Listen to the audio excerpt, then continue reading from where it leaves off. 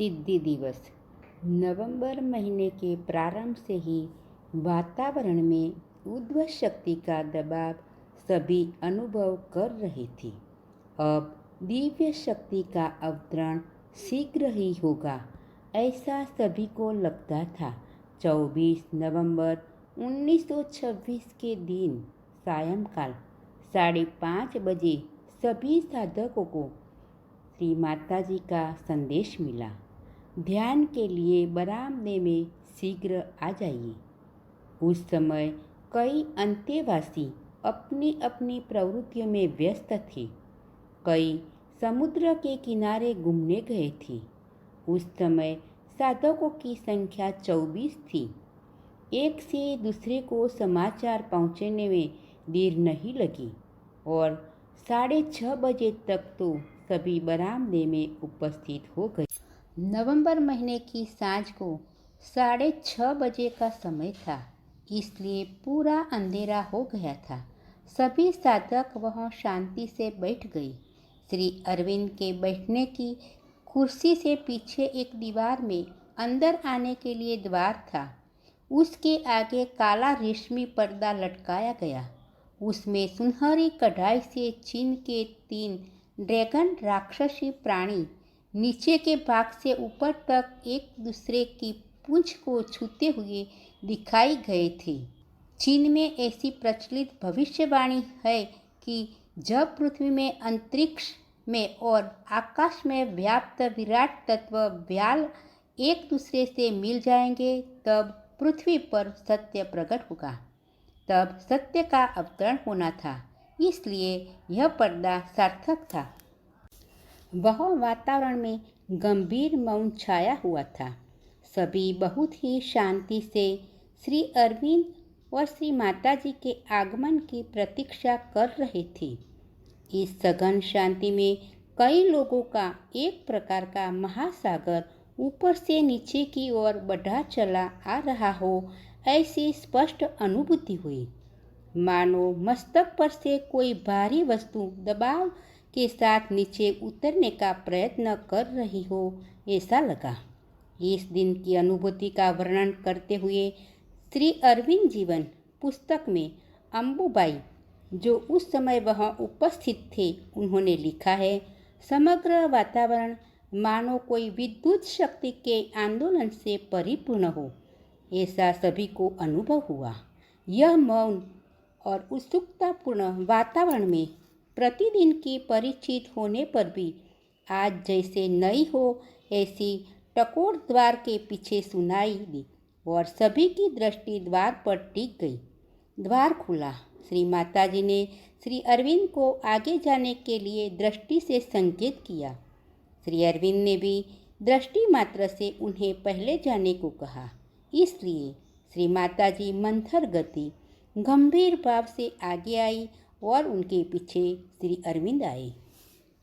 श्री अरविंद अपनी कुर्सी पर बैठ गए। इसी कुर्सी की दाहिनी ओर छोटा स्टूल रखा गया था। उस पर श्री माताजी विराजमान हुई। वातावरण में संपूर्ण नीरव हो गया। दिव्य उपस्थिति से सभर मौन सर्वत्र व्याप्त हो गया। सभी गहन ध्यान में एकाग्र हो गए। यह ध्यान पूरे 45 मिनट तक चला। उसके बाद प्रत्येक साधक ने उठकर श्री माताजी को प्रणाम किया। श्री माताजी और श्री अरविंद ने प्रत्येक को आशीर्वाद दिया। जब साधक माताजी को प्रणाम करता, तब माताजी के आशीर्वाद की क्रिया के साथ श्री अरविंद का दाहिना हाथ भी संवादितापूर्वक आगे आता था, मानो श्री माताजी द्वारा वे स्वयं ही सभी को आशीर्वाद दे रहे हो, ऐसा सबने अनुभव किया। प्रणाम की क्रिया संपूर्ण होने के बाद उसी नीरवता में खुली आंखों से ध्यान हुआ। ध्यान तो सभी प्रतिदिन करते थे, परंतु यह ध्यान अनोखा था। यह वातावरण भी अनोखा था। इस घटना में अनेक लोगों को ऊपर से उतरते दिव्य प्रकाश की अनुभूति हुई थी। कई लोगों को खुली आंखों से दिव्य दर्शन हुए। कई साधकों ने मस्तक पर ऊर्ध्व शक्ति के तेजोमय दबाव का अनुभव किया। वहाँ उपस्थित 24 व्यक्तियों ने अनुभव किया कि वे दिव्य प्रवाह में तरबतर हो गए हैं। वहाँ एक परम नीरवता छा गई थी। पृथ्वी की चेतना के ऊपर किसी ऊर्ध्व चेतना का अवतरण हुआ है, यह निसंदेह था। इस घटना के विषय में अम्बुबाई पुराणी आगे लिखते हैं, इस परम मौन में किसी महान आध्यात्मिक कार्य का अंकुर बड़ के अंकुर से समान फूटता था।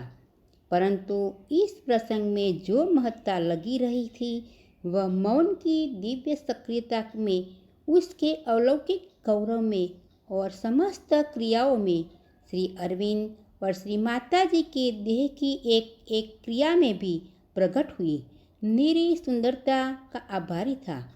ऐसा गहरा, कभी न मिटने वाला, ऐसा दिव्यता का संस्कार सभी के मन पर पड़ा था।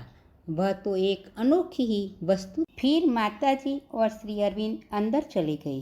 कुछ देर सभी यूं ही शांत बैठे रहे।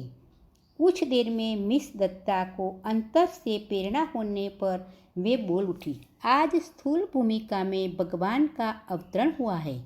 उनके द्वारा उच्चारित यह दिव्य वाणी सच थी, क्योंकि अधिमनस की जो दिव्य आनंदमय चेतना श्री कृष्ण में मूर्तिमंत हो गई थी, यह चेतना अब श्री अरविंद के देह में उतर आई थी।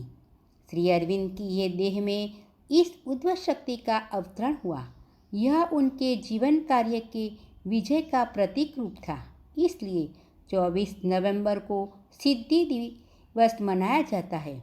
इस दिन को भी महत्वपूर्ण मानकर दर्शन दिवस में स्थान दिया गया है।